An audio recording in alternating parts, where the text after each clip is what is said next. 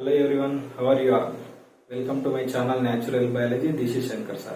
In my last class, I have explained you about the theories of evolution, that is Lamarckism and germplasm theory as well as Darwinism. అసలు Darwin ఇంకా ఏం చెప్పాడు natural selection గురించి అవునా అనేది ఈ class లో నేర్చుకుందాం. ఓకే, సో రైట్, లేట్ చేయకుండా క్లాస్ అయితే స్టార్ట్ చేద్దాము.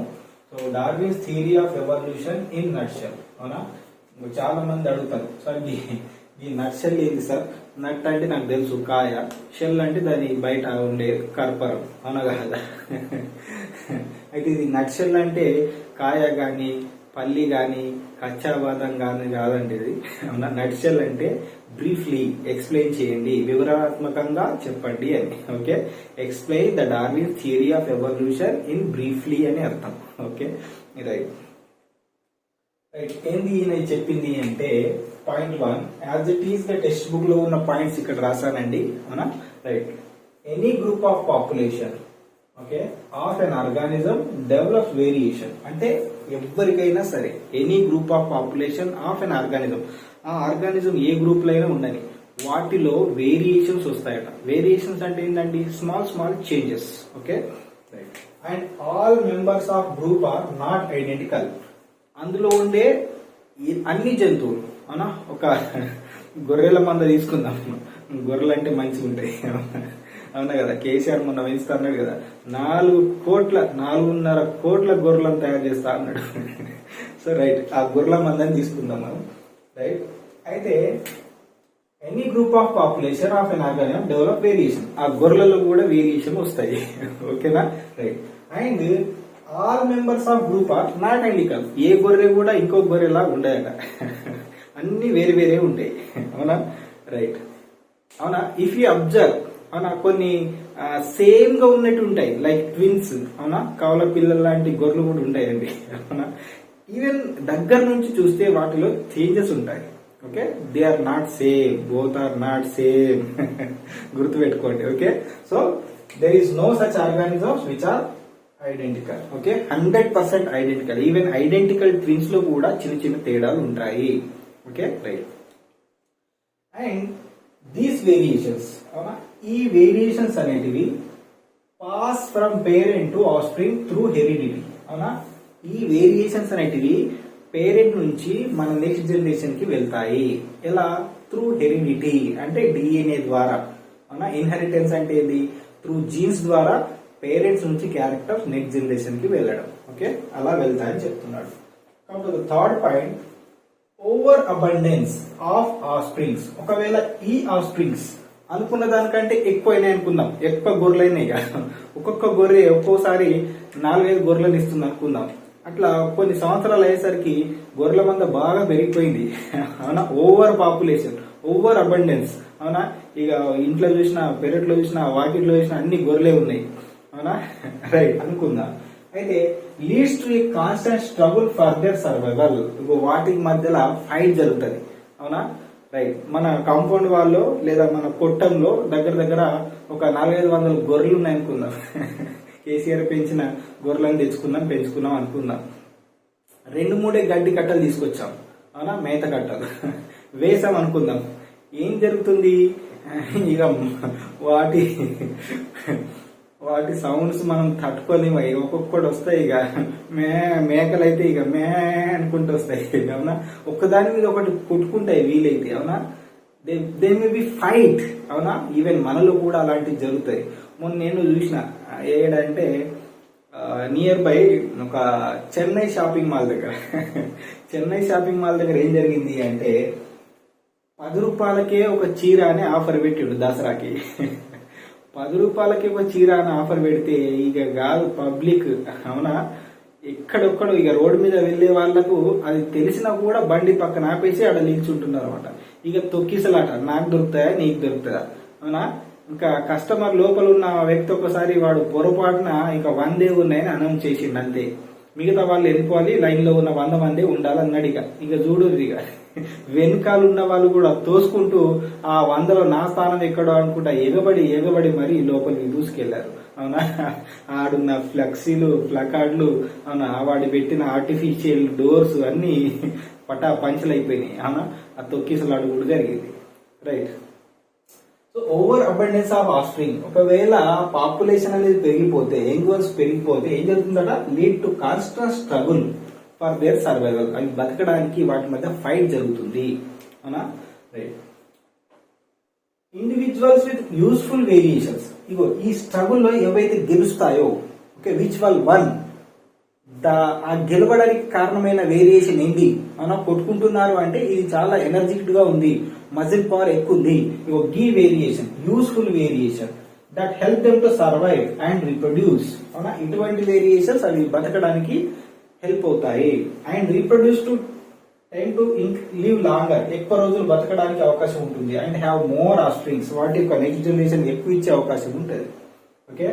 Then other organism with less useful features, అంటే లెస్ యూస్ఫుల్ ఫీచర్స్ ఉన్న ఆర్గానిజమ్స్ తో కంపేర్ చేసినప్పుడు ఈ మోర్ యూస్ఫుల్ ఉన్న ఫీచర్స్ ఉన్న ఆర్గానిజం ఎక్కువ రోజులు బతకడానికి అవకాశం ఉంటుంది, ఎక్కువ నంబర్ ఆఫ్ ఆఫ్స్ప్రింగ్స్ ఇవ్వగలుగుతుంది, దాని సైజ్ ని నంబర్ ని పెంచుకుంటుంది, okay, that is telling here.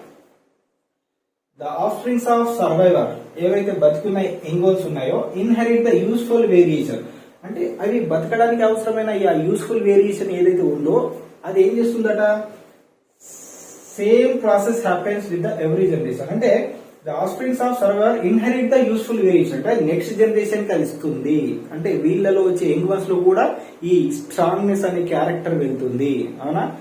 కొట్టుకున్న గొర్రెలు ఉన్నాయి కదా, కొట్టుకున్న గొర్రెలలో ఏదైతే శక్తివంతంగా పోరాడి ఆ గడ్డిని లాక్కుందో, అవునా, అది లాక్కోవడానికి కావాల్సిన మజిల్ పవర్ ఏదైతే ఉందో వీటి యంగ్ వన్స్ కి కూడా వెళ్తుంది, అంటే వీళ్ళ పిల్లలకి వెళ్తుంది, పిల్ల గొర్రెలకి వెళ్తుంది, ఓకే, దట్.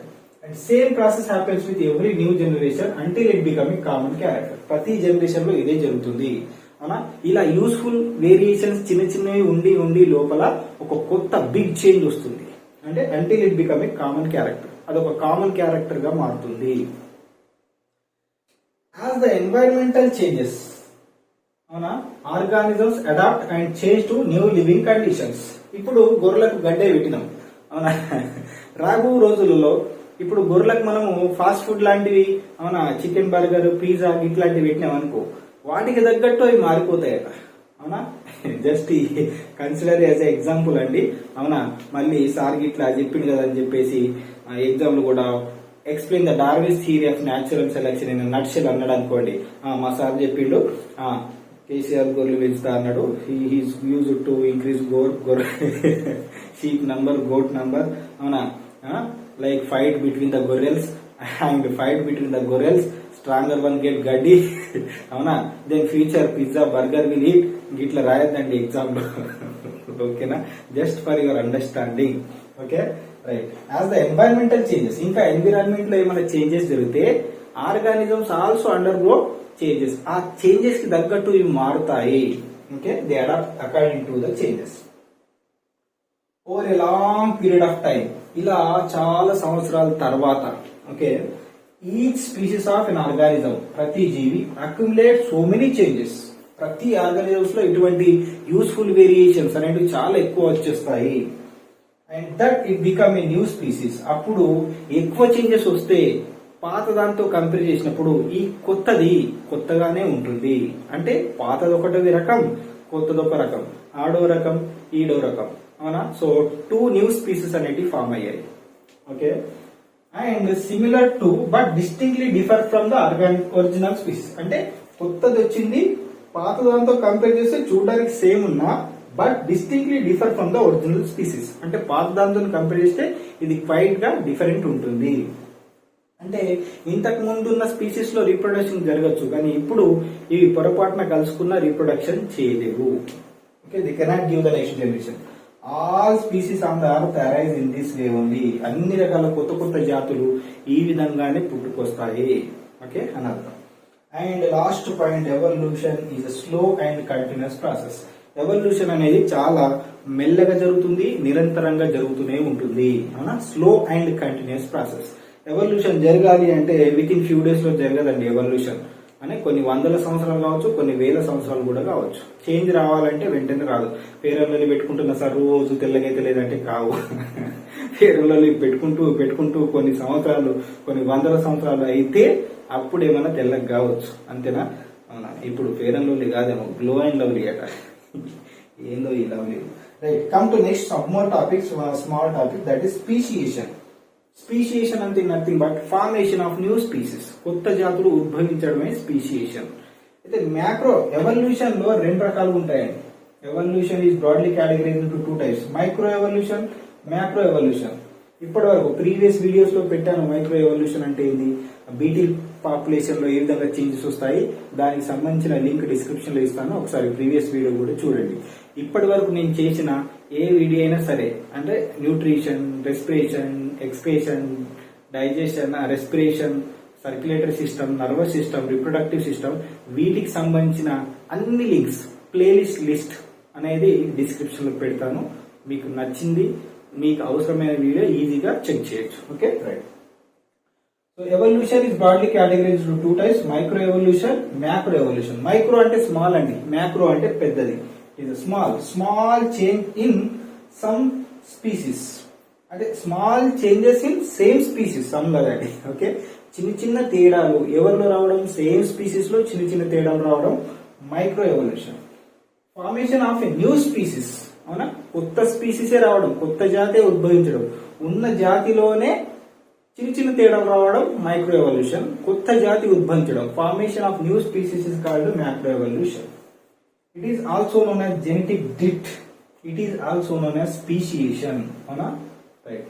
అయితే ఫర్ ఎగ్జాంపుల్ ఒక ఎగ్జాంపుల్ ఇచ్చాడండి, బీటిల్ పాపులేషన్. ఇంతకు ముందు నేర్చుకున్నాము, అది ఒకసారి చూడండి. ఓకే, ఎన్వైరన్మెంట్ కండిషన్ లో ఏమైందట, గ్రీన్ కలర్ బుషెస్ పైన రెడ్ కలర్ బీటిల్స్ ఉన్నాయి. ఈ రెడ్ కలర్ బీటిల్స్ లో కొన్ని ఏమో క్రో ఇది ఉంటుంది కదా, crow is eating the red colour beetle, that is why some of the beetles change into green colour, అవునా. ఇవి అక్కడే నివసిస్తున్నాయి, సేమ్ ఫీల్డ్ లో సేమ్ క్రాప్స్ పైన నివసిస్తున్నాయి, అవునా, same species, but colour variation అనేది జరిగింది. Red colour beetle change into green colour within the same species, within the same species. ఇది మైక్రో ఎవల్యూషన్. ఇక్కడ ఇమాజిన్ ఒకటి అనుకుందాం, ఎప్పుడైతే సేమ్ గ్రీన్ కలర్ బుషెస్ పైన రెడ్ కలర్ బీటిల్స్ నివసిస్తున్నాయి, okay, red colour beetles are living on the green colour bushes, a crow is eating the beetles. ఒక crow వస్తుంది, కాకి వస్తుంది, బీటిల్ ని పట్టుకుంటుంది. ఇప్పుడు అక్కడే తినకుండా ఈ కాకి దొంగ బుద్ధి పేరుకి ఏమైందంటే, ఇక్కడ ఉన్న బీటిల్స్, రెడ్ కలర్ బీటిల్స్ ని వేరే చోటికి తీసుకెళ్లి తింటుందంట. వేరే ఏరియాస్ కి తీసుకెళ్లేటప్పుడు కొన్ని బీటిల్స్ దారిలో పడిపోయాయి అనుకుందాం.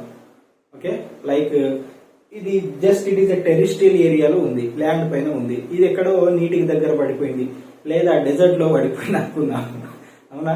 ఏం జరిగింది, అక్కడ ఆ బీటిల్స్ అక్కడ ఉన్న ఎన్వైరన్మెంటల్ కండిషన్స్ కి చేంజ్ అయిపోయినాయి, okay, over a long period of time. So geographical distribution అనేది జరిగింది. They have distributed geographically to the different areas and they have adapted to that living conditions. ఒకవేళ పొరపాటున యాక్సిడెంటల్ గా ఒకసారి మీట్ అయినా కూడా, కలుసుకున్నా కూడా, దే కెనాట్ రీప్రొడ్యూస్, అవునా. ఇంతకు ముందు ఇవి రీప్రొడ్యూస్ చేసుకొని వాటికి అవి కలర్ వేరియేషన్ చేంజ్ చేసుకున్నాయి, వాటి నంబర్ ని పెంచుకున్నాయి. But here two different varieties అనేవి అడాప్ట్ అయిపోయి టూ డిఫరెంట్ స్పీసీస్ అనేవి ఫార్మ్ అయినాయి. So now they cannot mate each other, they cannot reproduce each other. So ఒక్క బీటిల్ అనేది రెండు బీటిల్స్ గా, టూ స్పీసీస్ గా మారిపోయింది. That one is called speciation. Hope you understand ఏం చెప్పాలనుకుంటున్నాను అన్న. Small changes within the species, micro evolution. A big change or lead to formation of a new species is called macro evolution. Okay, so right అండి, this is today's class. In the next class will discuss about evidences of evolution. Evolution జరిగింది అని చెప్తే నమ్మరు ఎవరైనా, వాటికి proofs కావాలి, అవునా. So next class లో ఈ ఎవిడెన్సెస్ గురించి నేర్చుకుందాం. Thank you for watching this video. ఎవరైనా ఫస్ట్ టైం చూస్తున్నట్టయితే నేను ఇప్పటి వరకు చేసిన వీడియోస్ యొక్క లింక్స్ అన్ని డిస్క్రిప్షన్ లో ఇచ్చాను, అవునా, అక్కడికి వెళ్ళి మీరు చూడొచ్చు. సో ఫస్ట్ టైం చూస్తున్నారు కాబట్టి సబ్స్క్రైబ్ కూడా చేయండి, లైక్ చేయండి, కామెంట్ చేయండి, షేర్ చేయండి. మీరు కమెంట్ చేస్తే ఎక్కడ లేని ఎనర్జీ వస్తుంది. ఎందుకండి ఇంత ఒక వీడియో చేయాలంటే ఎంత కష్టం ఉంటుందో, అంటే నేను ఇంత కష్టపడతానో అది చెప్పుకోలేను. బికాస్ చెప్తాను ఎన్ని కష్టాలు పడుతూ ఈ వీడియో చేస్తున్నాను అనేది ఇప్పుడు చెప్పాను. ఇప్పుడు చెప్తే మీరేమనుకుంటారంటే సింపతి వల్ల సబ్స్క్రైబర్స్ పెరిగే అవకాశం కూడా ఉంటుంది, కాబట్టి అటువంటి వద్దు. సక్సెస్ అయిన రోజు మాత్రం ఆ సక్సెస్ వెనకాల ఉన్న ఫెయిల్యూర్ స్టోరీస్ ఖచ్చితంగా షేర్ చేసుకుంటాను. సో అప్పటి వరకైనా సపోర్ట్ చేయండి. Okay, thank you.